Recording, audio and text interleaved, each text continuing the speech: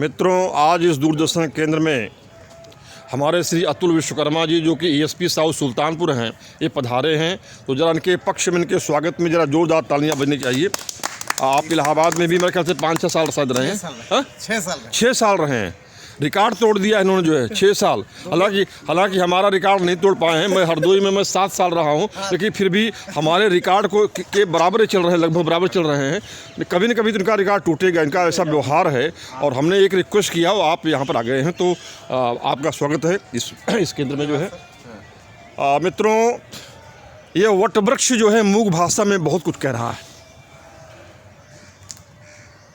और मुझे लगता है कि जिस वटवृक्ष के नीचे इस दूरदर्शन केंद्र की संस्थापना हुई है, इसकी उम्र जो है वर्मा जी लगभग कितनी होगी? करीब 200 वर्ष के ऊपर होगी। देखिए, ये हमारे एक्स चीफ सुपरवाइजर साहब कह रहे हैं कि इसकी उम्र 200 वर्ष से ऊपर होगी। कैसे आकलन कर रहे हैं इसका आप जो है? हम इसकी जो मोटाई है, जी, पेड़ की मोटाई जी को देखते हुए जी, और जो उसके चारों तरफ उसकी जो बेल गिरी हुई है, जी जी जी, उससे आकलन किया जा सकता हूँ। जी जी, मैं पूर्ण रूप से नहीं वो तो ठीक है, वो तो ठीक है। हमारा जो अनुमान है, जी जी, उस पर हम 200 वर्ष का मान। बहुत बहुत धन्यवाद वर्मा जी आपको जो है। और ये वटवृक्ष जो है हमारे समाज में, हमारे परिवार में जो सबसे बूढ़े व्यक्ति हैं, ये उनका भी जो है परिचायक है। अभी आपने देखा होगा कि पेंशनर्स डे पर हमने 17 दिसंबर को जो है कोरल क्लब में ऐसे बूढ़े वर्गों को सम्मानित किया है। मीडिया में आप काल पढ़े हैं, ऐसे हमारे परिवार का जो मुखिया होता है वो भी बूढ़ा बरगद ही होता है। तो आइए जो है आज की कविता जो है इस बूढ़े बरगद को जो है संबोधित है। अपनी बूढ़ी आँखों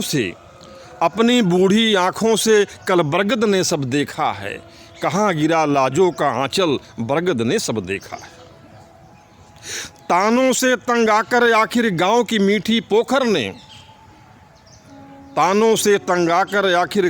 मीठी पोखर ने धीरे धीरे ओढ़ी दलदल बरगद ने सब देखा है। धीरे धीरे ओढ़ी दलदल बरगद ने सब देखा है। कल तक मौसम जिन खेतों में डेरा डाला करते थे, खेत हुए वो कैसे जंगल बरगद ने सब देखा है, बरगद ने सब देखा है। मुंसिफ बने हुए हैं कौए। मित्रों, आज की न्यायिक व्यवस्था पर करारी चोट करते हुए कवि जी कहते लिखते हैं क्या कि मुंसिफ बने हुए हैं कौए, गिद्धों की पंचायत में अपराधीन सी खड़ी है कोयल बरगद ने सब देखा है, अपराधीन सी खड़ी है कोयल बरगद ने सब देखा है।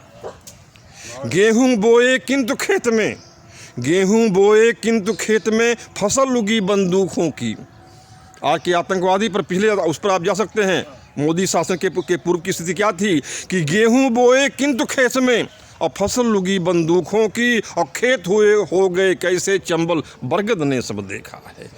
अपनी बूढ़ी आँखों से कल बरगद ने सब देखा है, कहाँ गिरा लाजों का आंचल बरगद ने सब देखा है। मुकर्रर जी जी, वाह क्या बात है। अपनी बूढ़ी आँखों से कल बरगद ने सब देखा है, कहाँ गिरा लाजों का आंचल बरगद ने सब देखा है।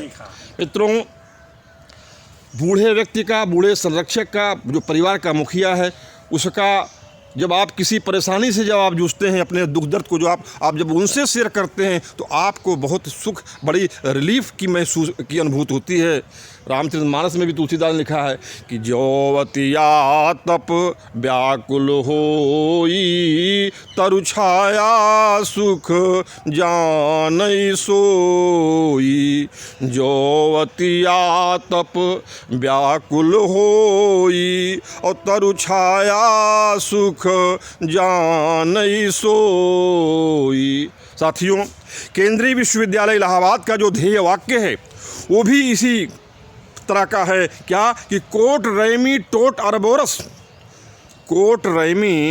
टोट अरबोरस, यानी जितनी शाखाएं उतने अधिक वृक्ष को मूर्त रूप दे रहा है आपका केंद्रीय विश्वविद्यालय। इस ऐतिहासिक बरगद की जड़ें अब दमन, दीव और दादर हवेली तक पहुंच गई हैं। देश विदेश के लोग वहां पर पढ़ने आते हैं। इसी प्रकार से जो है यहाँ इस दूरदर्शन केंद्र से जो कार्यक्रम प्रसारित होता है, ये भी कम से कम विदेश में तो नहीं जा रहा है, लेकिन कम से कम आपके इंडिया के कोने कोने में तो जा ही रहा है। इसलिए ये बूढ़े बरगद की सार्थकता भी यहाँ पर सिद्ध हो रही है। और अंत में 2 पंक्तियों के साथ मैं अपनी बात को समाप्त करता हूँ कि पेड़ बूढ़ा ही सही पेड़ बूढ़ा ही सही पर घर आंगन में लगा रहना चाहिए। पेड़ बूढ़ा ही सही पर घर आंगन में लगा रहना चाहिए। फल नहीं पर छाँव तो देगा ही देगा, फल नहीं पर छाँव तो देगा ही देगा। इन्हीं शब्दों के साथ आप सभी को एक बार धन्यवाद, थैंक यू। और शर्मा जी और वर्मा जी दोनों को बहुत बहुत धन्यवाद, थैंक यू। मैं AK मिश्रा, खुसरो बाग, प्रयागराज। एक बार आप सभी श्रोता बंधुओं को मेरा सादर प्रणाम, धन्यवाद, थैंक यू।